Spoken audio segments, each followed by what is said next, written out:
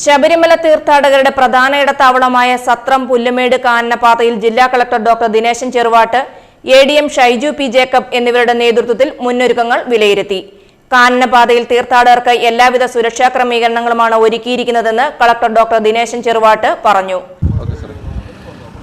ശബരിമലയിൽ മണ്ഡലകാല മകരവിളക്ക് മഹോത്സവമായിട്ട് ബന്ധപ്പെട്ട് നമ്മുടെ ധാരാളം ഭക്തജനങ്ങൾ കേരളത്തിൽ നിന്നും തമിഴ്നാട്ടിൽ നിന്നും അതുപോലെ തന്നെ ഇതര സംസ്ഥാനങ്ങളിൽ നിന്നും ആൾക്കാർ വന്നു ചേരുന്ന സമയത്ത് അവർ നമ്മുടെ പരമ്പരാഗത കാനനപാതകൾ ഇപ്പോഴും ഉപയോഗിച്ച് വരുന്നുണ്ട്. അപ്പോൾ ആ കാനനപാതയുടെ യാത്ര ഭക്തരെ സംബന്ധിച്ചുള്ള സുഗമമാക്കുന്നതിന് വേണ്ടി വിവിധ വകുപ്പുകൾ, റവന്യൂ വകുപ്പ്, അതുപോലെ തന്നെ വനം വകുപ്പ്, പോലീസ്, ഇതര ഹെൽത്ത്, എല്ലാ വകുപ്പുകളിലും വളരെ ഒത്തൊരുമിച്ചുള്ള പ്രവർത്തനം ഈ മേഖലയിൽ വിലയിരുത്തുന്നതിന് വേണ്ടിയിട്ടാണ് ഇന്ന് ഇവിടെ സന്ദർശിച്ചത്.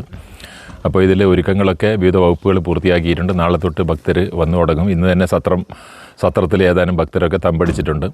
അപ്പോൾ നാളെ രാത്രി നിശ്ചിത സമയത്ത് അവരെ രാവിലെ മുതൽ ഉച്ചയ്ക്ക് 1 മണി വരെ മാത്രമാണ് അവരെ അവിടുന്ന് കാനനപാതയിലൂടെ വിടുന്നത്.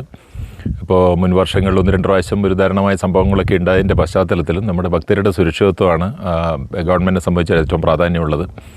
അപ്പോൾ അതുകൊണ്ട് തന്നെ അതിൻ്റെ ഒരു മുന്നൊരുക്കങ്ങൾ വിലയിരുത്തുന്നതിന് വേണ്ടിയിട്ട് ഇന്ന് എത്തിച്ചേർന്നപ്പോൾ ഇവിടെ പ്രത്യേകിച്ച് വലിയ പ്രശ്നങ്ങളൊന്നും ഇല്ലാതെ ഭക്തർക്ക് വളരെ സുഗമമായ രീതിയിൽ ഇപ്രാവശ്യം ഈ കാനനപാത ഉപയോഗിച്ച് സന്നിധാനത്തിലേക്കും ഒക്കെ യാത്ര വളരെ സുഗമമായിട്ട് നടത്തുന്നതിനുള്ള എല്ലാ ക്രമീകരണങ്ങളും നടത്തിയിട്ടുണ്ട്.